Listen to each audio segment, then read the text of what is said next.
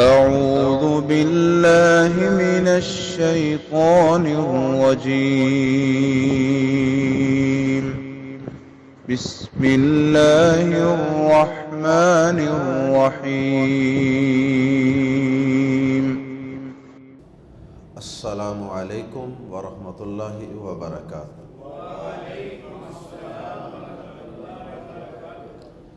سورۃ المائدہ آیت نمبر 38 سے 40۔ ان الحمد للہ والصلاة والسلام علی رسول اللہ اما بعد۔ اعوذ باللہ السمیع العلیم من الشیطان الرجیم من ہمزہ ونفخہ ونفثہ۔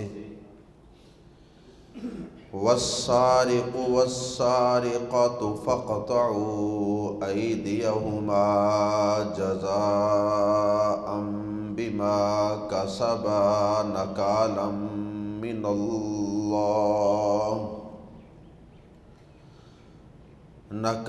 من الله والله عزيز حكيم۔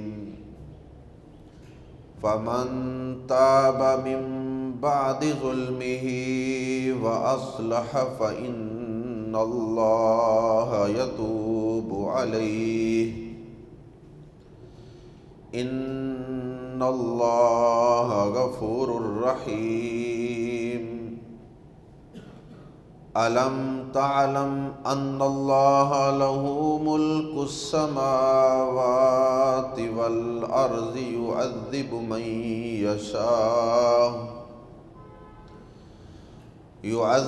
من يشاء ويغفر لمن يشاء والله على كل شيء قدير۔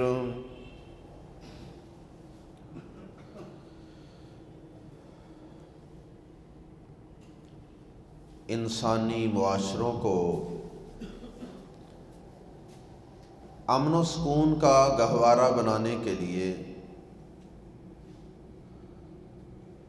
اور ہر انسان کو اس کی جان، مال، عزت، آبرو، ہر چیز کا پورا تحفظ دینے کے لیے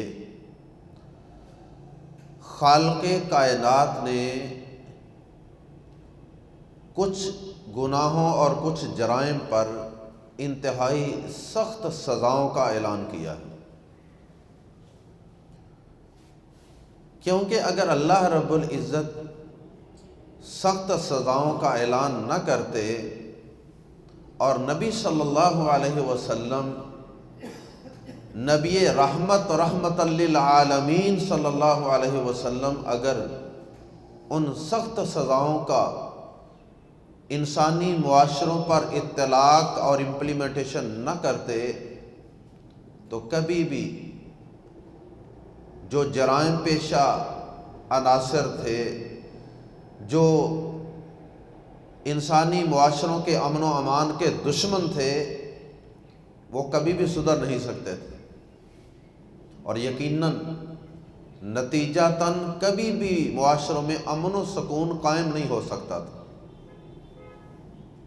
جیسا کہ آج ہمارے معاشروں کی حالت سب کے سامنے ہے۔ جب جی چاہتا ہے کوئی دن دہاڑے کسی کو لوٹ کر، کسی سے مال چھین کر چلا جاتا ہے، جب کسی کا جی چاہتا ہے کسی کو چند ہزار روپے کی خاطر زمین کے اوپر قتل کر کے پھینک کے چلا جاتا ہے۔ لیکن ہمارے ہاں بدقسمتی سے چونکہ ان اسلامی سزاؤں کا اور حدود اللہ کا نفاذ نہیں ہے، لہٰذا کسی صورت میں بھی متبادل سزائیں چاہے جتنی مرضی دے لیں۔ ہمارے ہاں کیا ہوتا ہے، حوالات میں بند کر دیں، جیل میں پھینک دیں، اور اس کے بعد کچھ عرصے کے بعد رہائی۔ چھوٹی موٹی کسی کی چوری ہو جائے تو اس کا تو کوئی نوٹس ہی نہ لیا جاتا، تو اس کا نتیجہ یہی ہے کہ معاشرے کے اندر امن و امان اور سکون موجود نہیں ہے۔ تو اللہ پاک نے جن گناہوں کی سخت سزاؤں کا اعلان کیا ہے ان میں سے ایک سزا اس سے قبل ہم آیت محاربہ میں پڑھ چکے ہیں۔ آیت محاربہ کیا ہے؟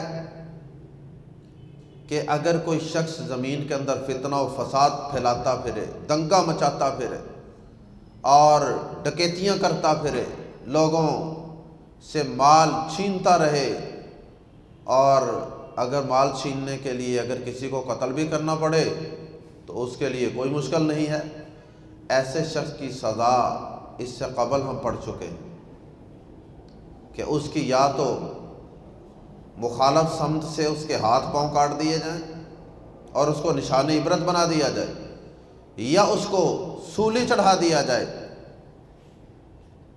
یا اس کو قتل کر دیا جائے۔ اور اب آیات زیر تفسیر میں اللہ رب العزت نے چوری کرنے کی سزا کا اعلان کیا۔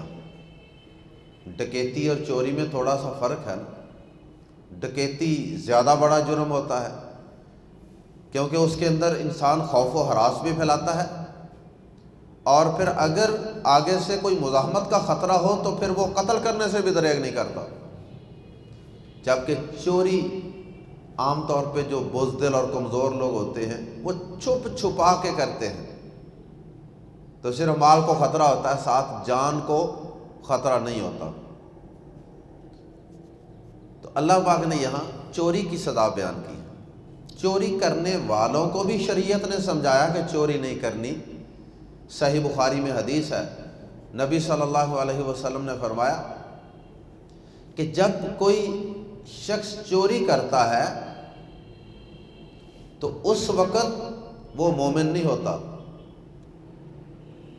جب کوئی مسلمان، کوئی مومن چوری کر رہا ہوتا ہے تو اس وقت وہ مومن نہیں رہتا۔ اور اسی طرح نبی صلی اللہ علیہ وسلم نے وہ جو حدیث بیان فرمائی مفلس والی، کہ جانتے ہو مفلس کون ہے، تو اس حدیث کے اندر بھی دوسروں کے حقوق کی پاسداری سکھائی گئی ہے۔ دوسروں کی عزت کی حفاظت کرو، دوسروں کے مال کی حفاظت کرو، کسی کو گالی نہ دو، کسی پہ بہتان نہ لگاؤ۔ اس حدیث کے اندر آتا ہے نا کہ جو شخص قیامت والے دن آئے گا اور اس نے کئی لوگوں کا حق مارا ہوگا تو وہ حق لینے والے مظلوم سارے جمع ہو کے آ جائیں گے، یا اللہ پاک، کوئی کہے گا اس نے مجھے گالی دی تھی، کوئی کہے گا اس نے مجھے مارا تھا، کوئی کہے گا اس نے میری چوری کی تھی، کوئی کہے گا اس نے میری غیبت کی تھی۔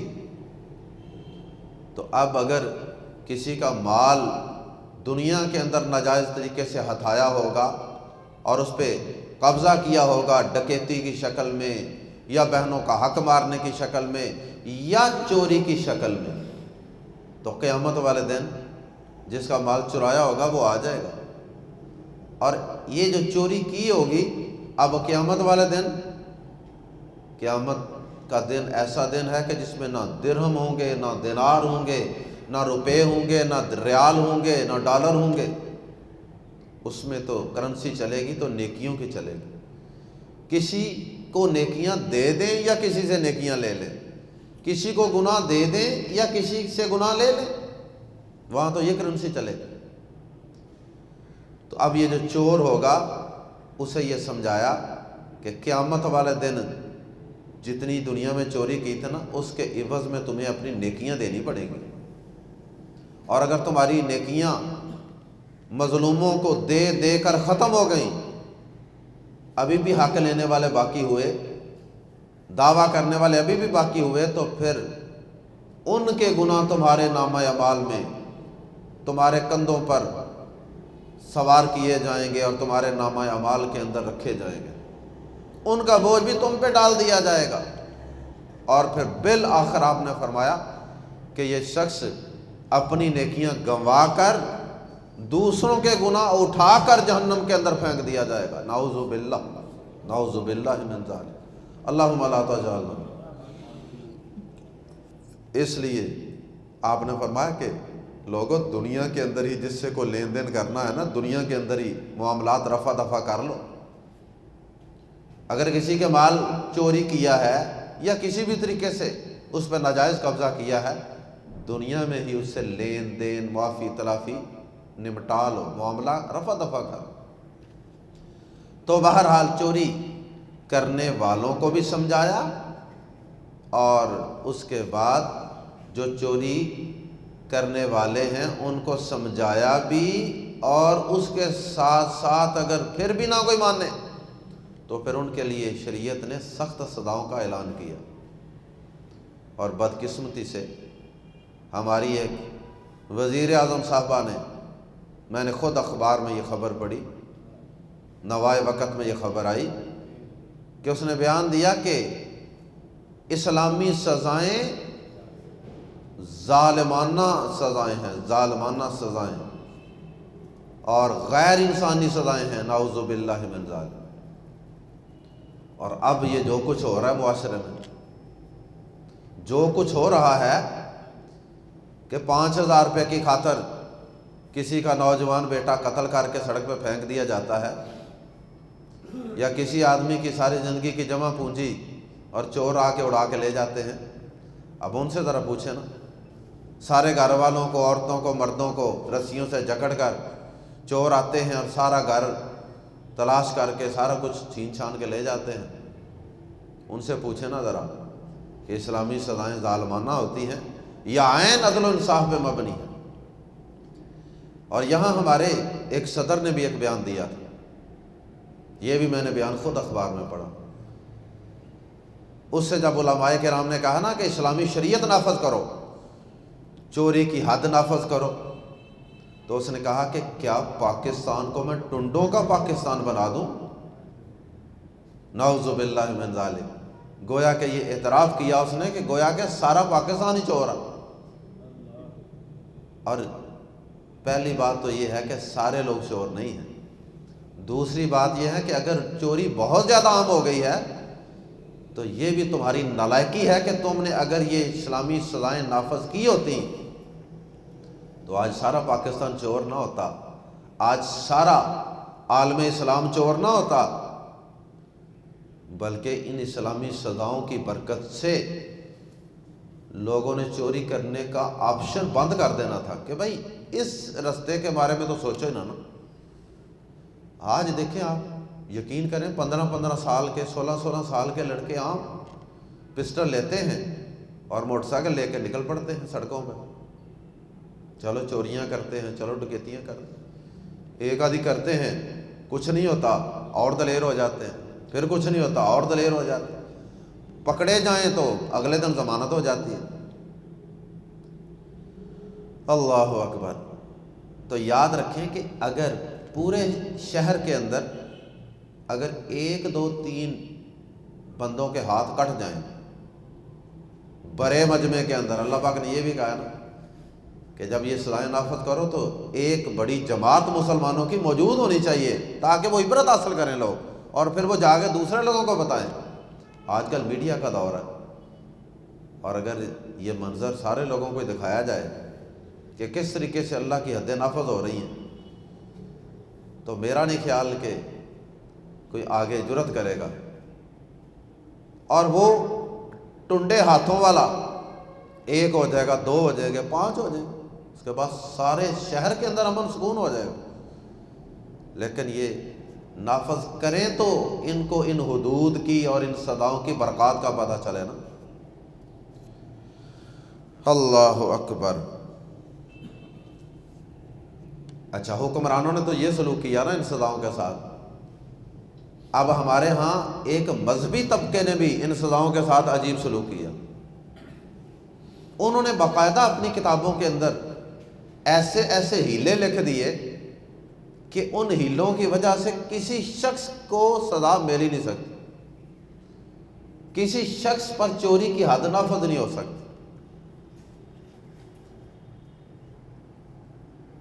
دو ہلے میں آپ کے سامنے عرض کرتا ہوں۔ ایک ہلا یہ ہے، ویسے تو کئی ہلے انہوں نے بنائے ہیں۔ ایک شخص جو ہے وہ اگر عدالت کے اندر جاتا ہے،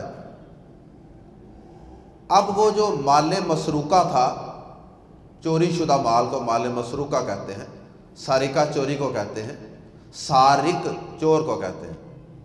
وہ جو مال مسروقہ کا مالک ہے، اگر وہ عدالت میں آ کر کہہ دے، جج کے سامنے سزا ہونے لگی ہے ہاتھ کاٹنے کی، چوری کی سزا ملنے لگی ہے، اور وہ مال مسروقہ کا مالک آ کے کہہ دے کہ یہ مال میں نے اس کو ہبہ کر دیا، گفٹ کر دیا،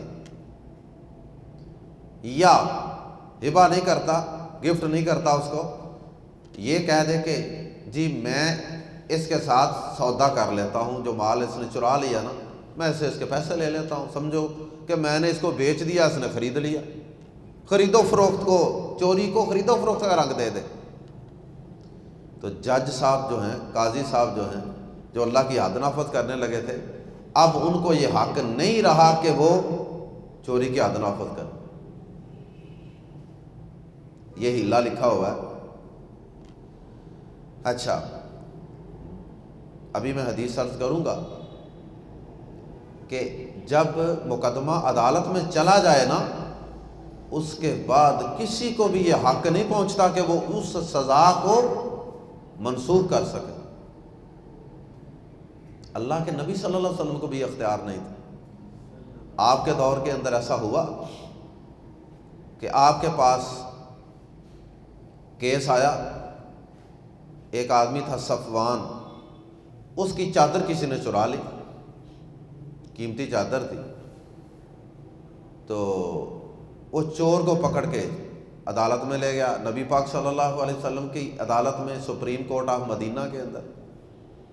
نبی صلی اللہ علیہ وسلم نے اس کا ہاتھ کاٹنے کی سزا نافذ کر دی کہ اس کا ہاتھ کاٹ دیا جائے، فیصلہ فرما دیا۔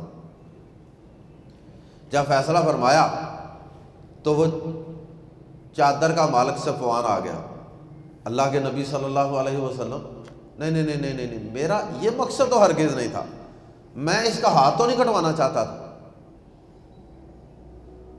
میرا اتنا بھی مقصد نہیں تھا کہ اس کا ہاتھ ہی اب کاٹ دیا جائے، کوئی نہیں بات، میں اس پہ اپنی چادر صدقہ کرتا ہوں۔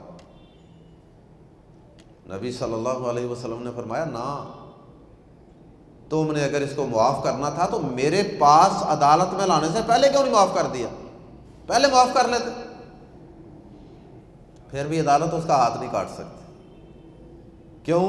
اس نے دعویٰ کر دیا کہ یہ مال ہی میرا۔ اچھا، پھر جنہوں نے یہ ہلے لکھے ہیں نا، کتابوں میں لکھے ہوئے ہیں، یہ زبانی نہیں ہے، جنہوں نے ہلا لکھا ہے نا، انہوں نے آگے سے پھر اس کے آگے مزید لکھا ہے کہ جی ہماری ان باتوں، ہمارے ان ہلوں کے مخالف لوگ یہ کہتے ہیں کہ جی اس طرح تو پھر کسی چور کا ہاتھ بھی نہیں کٹے گا، ہر چوری عدالت میں یہ کہہ دے گا کہ جی یہ مال میرا تھا، چاہے وہ جھوٹا ہی دعویٰ کر دے، ثبوت بھی کوئی نہیں، بس دعویٰ کر دے تو ہاتھ نہیں کٹے گا۔ تو وہ کہتے ہیں جی یہ کہتے ہیں جی پھر اس طرح تو کسی کا ہاتھ نہیں کٹے گا۔ کہتے ہیں نہیں، یہ باتیں صرف علماء کو پتہ ہے، چور کو تھوڑا پتہ ان باتوں کا کہ وہ دعویٰ کر دے گا وہاں۔ انا للہ و انا الیہ۔ ایک اور ہلا سن لیں، چلیں تیسرا ہلا بھی سن۔ ایک چور اندر گیا، دو چور تھے، اس نے اندر والے چور نے سامان سارا چرایا، باندھا چادر میں اور دیوار کے اوپر رکھ دیا، یا دروازے میں رکھ دیا، درمیان میں، باہر نہیں رکھا، اس گھر کی ہی دیوار پر یا گیٹ والی جگہ پہ رکھ دیا۔ جو دوسرا چور تھا وہ اندر نہیں گیا، وہ باہر ہی تھا، اس نے باہر سے ہی ہاتھ ڈال کر دیوار کے اوپر سے وہ سامان اتار لیا۔ اب نہ اندر والا چور ہے نہ باہر والا چور ہے۔ کیوں؟ اندر والا باہر تو نہیں لے گیا، اس نے تو دیوار پہ رکھا تھا سامان، اور باہر والا وہ اندر ہی نہیں گیا۔ تو یہ ہمارے علماء کے ایک طبقے نے بھی ایک حکمرانوں نے ان سزاؤں کا مذاق اڑایا اور ایک اس طبقے نے بھی اللہ کی حدود کا مذاق اڑایا اور ہیلوں بہانوں سے اللہ کی شریعت کو اور اللہ کے احکامات کو ختم کر دیا۔ اب آتے ہیں ان آیات کی تفسیر کی طرف کہ یہ جو چور کو ہاتھ کاٹنے کی سزا اللہ پاک نے بیان کی ہے کتنی چوری پر کٹے گا۔ نبی صلی اللہ علیہ وسلم کا فرمان ہے کہ لا تقطع ید السارق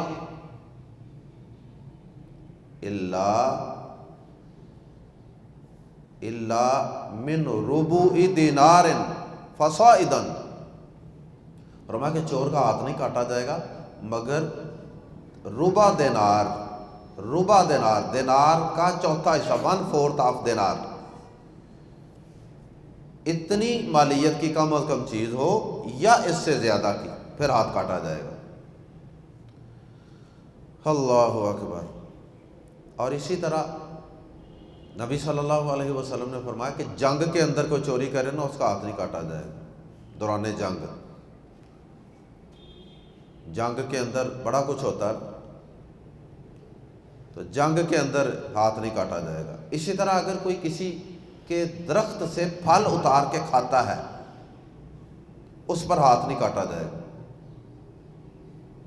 وہ اپنی ضرورت کے مطابق صرف کھاتا ہے اپنی بھوک مٹانے کے لیے، اس پر ہاتھ نہیں کاٹا جائے گا۔ ہاں اگر وہ مال اتار کے اور وہ ٹوکریوں میں ڈال کے بھر کے لے کے جا رہا ہے، پھر دیکھا جائے گا کہ اگر اس کی قیمت ربع دینار سے کم ہے تو پھر نہیں کاٹا جائے گا، ربع دینار ہے یا اس سے زیادہ ہے تو پھر کاٹا جائے گا۔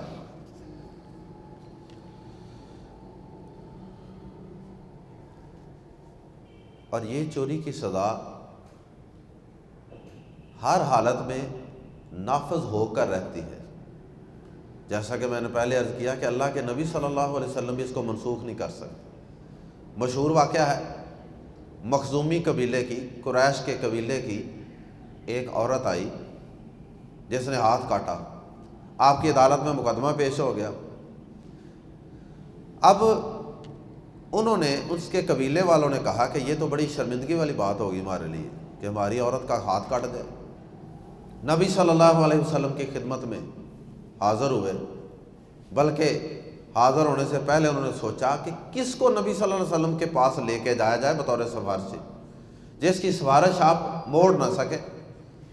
تو انہوں نے آپ کے منہ بولے بیٹے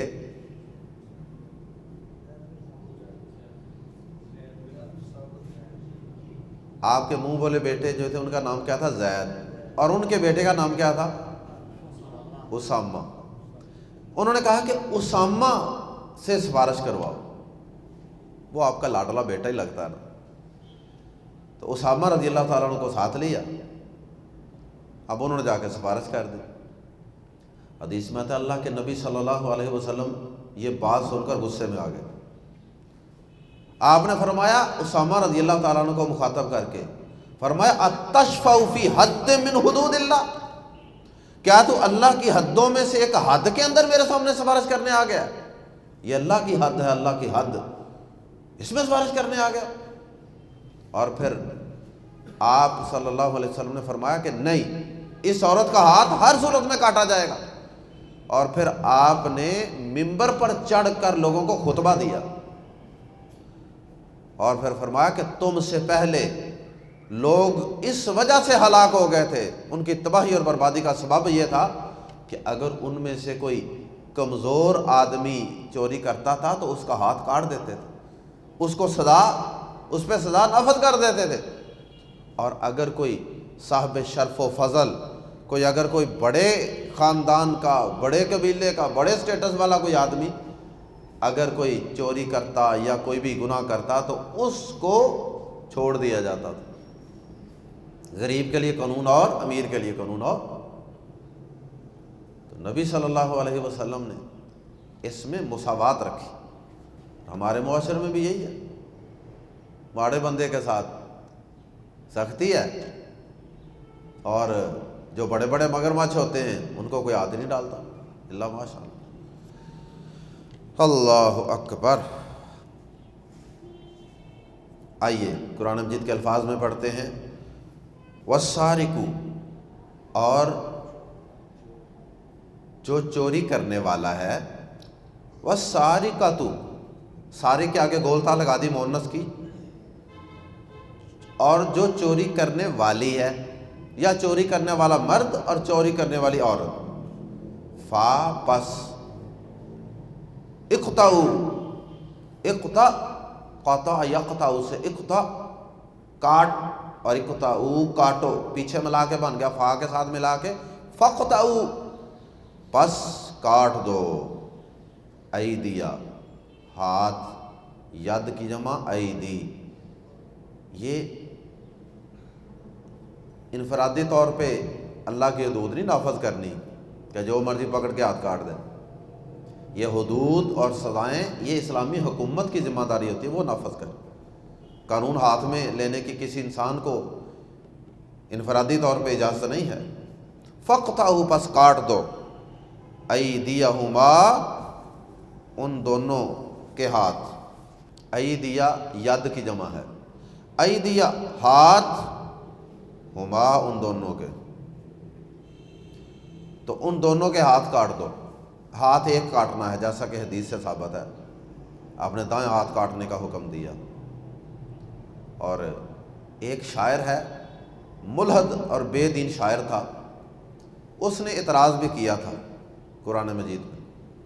اس نے کہا کہ اسلام میں ایک طرف تو ایک انسانی ہاتھ کی دیت اتنی زیادہ رکھی گئی ہے کہ اس کو اگر کوئی کسی کے ہاتھ کو کاٹ دے بلا وجہ، کوئی کسی کا ہاتھ زخمی کر دے، اس کو نکارہ کر دے، تو اسے 50 اونٹ دیت دینی پڑے گی۔ اتنا قیمتی ہاتھ ہے انسان کا، اتنا قیمتی ہاتھ ہے کہ 50 اونٹ دیت دینی پڑے گی، جرمانہ اور فائن۔ تو دوسری طرف ایک ربع دینار کی چیز کو چرا رہا ہے تو اس پہ ہاتھ کاٹا جا رہا ہے، یہ اس نے اعتراض کیا۔ پھر علماء نے اس کے بڑے جواب لکھے۔ علماء نے کہا کہ جب تک یہ ہاتھ ایماندار تھا، خائن نہیں تھا، اتنی دیر تک تو یہ قیمتی تھا۔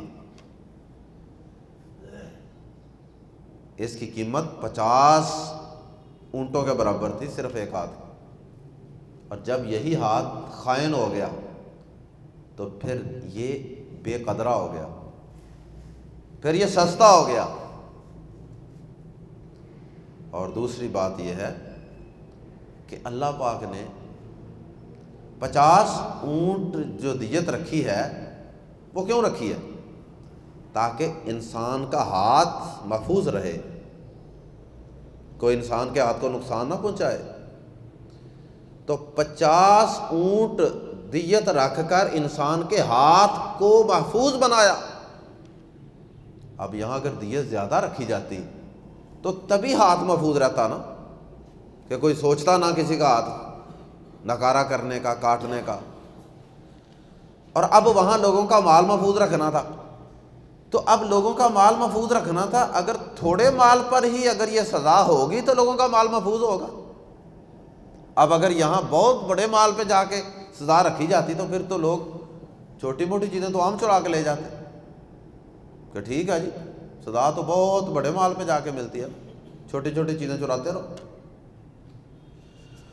اللہ اکبر۔ والسارق والسارقۃ، اور جو چوری کرنے والا اور جو چوری کرنے والی ہے، یا ترجمہ کر سکتے ہیں اور چوری کرنے والا مرد اور چوری کرنے والی عورت، فقطعوا پس کاٹ دو، ایدیا ہاتھ، ہما ان دونوں کے، ہاتھ ایک کٹے گا، لیکن یہاں بات ہو رہی ہے مرد اور عورت کی، اس لیے کہا کہ دونوں کے ہاتھ کاٹ دو، دونوں ہاتھ نہیں، دونوں کے ہاتھ کاٹ دو، ایک ایک ہاتھ، جزاءً بدلہ ہے، جزاءً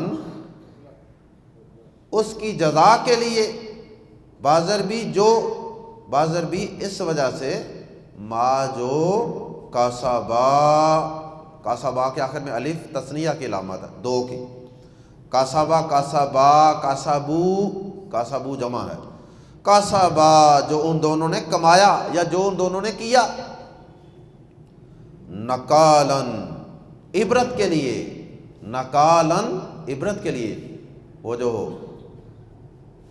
اللہ پاک نے وہ بندر بنا دیے تھے نا، خنزیر اور بندر بنا دیے تھے، وہاں بھی یہ لفظ ہے نکالن، عبرت کے لیے، من اللہ، اللہ کی طرف سے، یہ اللہ کی طرف سے سزا اور عبرت کے لیے، ان کو سزا بھی ہو اور دوسرے لوگوں کو عبرت ہو جائے، اور کوئی دوسرا شخص جو ہے اس کو دیکھ کر چوری کرنے کا ارادہ ہمیشہ کے لیے ختم کر دے۔ واللہ، اور اللہ، عزیز، سب پر غالب ہے، حکیم، کمال حکمت والا ہے، سب پر غالب اور کمال حکمت والا ہے، اس کے ہر فیصلے میں حکمت ہے۔ فمن، فا پھر من، جو تابا، توبہ کر لے، من بعد ظلمہ، اپنے ظلم کے بعد، ظلم سے مراد یہاں چوری، وَأَصْلَحَ، اور اصلاح کر لے۔ اصلاح میں یہ چیز بھی آتی ہے کہ وہ مال واپس کرے۔ فَإِنَّ اللَّهَ، تو یقیناً اللہ، یتوب، توبہ قبول کرے گا۔ تابہ یتوبو کے بعد عین والا علا آ جائے تو اس کا معنی توبہ قبول کرنا، یتوب علیہ، اس کی توبہ قبول کرے گا۔ ان اللہ، بے شک اللہ، غفور، بے حد بخشنے والا، رحیم، نہایت رحم کرنے والا ہے۔ اللہ اکبر۔ مسند احمد کے اندر ایک حدیث ہے، بعض علماء کا خیال ہے یہ وہی واقعہ ہے جو ابھی میں نے سنایا، مخزومی قبیلے والا۔ تو عورت آئی، اب اس کے خاندان والوں نے کہا کہ 500 دینار تک ہم فدیہ دینے کو تیار ہیں، اس کا ہاتھ نہ کاٹیں، 500 دینار تک۔ لیکن آپ نے فرمایا نہیں، اس کا ہاتھ کٹے گا۔ جب ہاتھ کٹ گیا تو آپ نے فرمایا ہاتھ کاٹ کے میرے پاس لے کے آؤ۔ جب ہاتھ کٹ گیا تو وہ عورت آئی، کہتی ہے اللہ کے نبی صلی اللہ علیہ وسلم،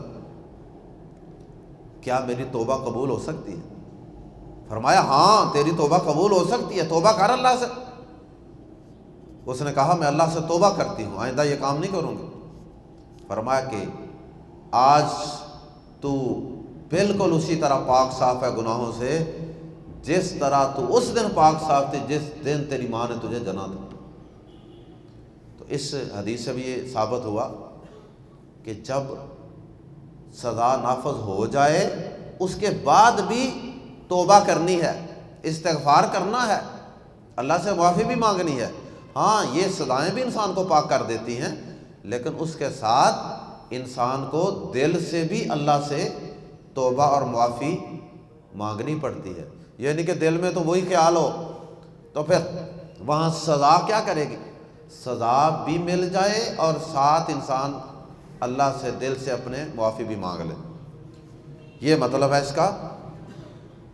ہاں، دوسری بات پہلے میں واضح کر چکا ہوں، اگر عدالت میں کیس پہنچ گیا تو پھر توبہ کی کیا صورت ہوگی؟ سزا بھی ملے گی اور توبہ بھی کرنی ہے۔ اور اگر کیس عدالت میں پہنچنے سے پہلے آپس میں ہی بیٹھ کر معافی تلافی ہو جائے، مالک سے معافی مانگ لیں، مال اس کو واپس کر دیں اور معافی مانگ لیں اور اللہ تعالیٰ سے بھی معافی مانگ لیں، تو پھر انشاءاللہ اللہ تعالیٰ معاف کر دے گا۔ یہ بھی اس کا مطلب ہے فمن تاب من بعد ظلمہ واصلح۔ اب دیکھ لیں قرآن مجید کی آیات کی وضاحت حدیث کر رہی ہے۔ قرآن تو کہہ رہا ہے ہاتھ کاٹو، چاہے کوئی کچی پینسل کسی کی چوری کر لے، لیڈ پینسل، لیکن حدیث نے شرط لگائی ہے کہ نہیں، روبو دینار سے چھوٹی چیز پہ ہاتھ نہیں کٹے گا۔ اور اسی طرح اللہ پاک تو کہہ رہا ہے کہ جو توبہ کر لے اپنے ظلم کے بعد اور اصلاح کر لے تو اللہ معاف کرنے والا، توبہ قبول کرنے والا۔ لیکن حدیث نے وضاحت کر دی کہ عدالت میں جانے سے پہلے توبہ کر لے تو پھر توبہ قبول ہوگی، ورنہ سزا نافذ ہونے کے بعد توبہ ہوگی۔ علم تعلم، کیا نہیں جانا تو نے، ان اللہ، بے شک اللہ، لہو، اسی کا ہے، ما، لہو، اسی کا ہے، ملک السماواتی، کیا نہیں جانا تو نے کہ اللہ ہی ہے جس کے پاس آسمانوں کی بادشاہی ہے، والارض، اور زمین کی، زمین و آسمان کی بادشاہی اللہ ہی کی ہے۔ کیا تم نے اس حقیقت کو نہیں جانا؟ اللہ کی سزاؤں پہ انگلی اٹھانے والوں، وہ زمین و آسمان کا بادشاہ ہے، وہ جو چاہے قانون بنائے، اور وہ علیم حکیم بھی ہے، وہ غفور الرحیم بھی ہے، وہ عزیز الحکیم بھی ہے، اس کی حکمتیں وہی جانتا ہے۔ یعذب، وہ سزا دیتا ہے، عذاب دیتا ہے، من یشاء، جسے وہ چاہتا ہے۔ جس جرم کی جو سزا دنیا میں وہ چاہے رکھے اور آخرت میں بھی جو چاہے وہ رکھے۔ وَيَغْفِرُ، اور وہ معاف کرے، لِمَن یشاء، جسے وہ چاہے۔ واللہ، اور اللہ، علی کل شیء، ہر چیز پر، قدیر، پوری طرح قادر ہے۔ سبحانک اللہم و بحمدک، اشہد ان لا الہ الا انت، استغفرک و اتوب الیک۔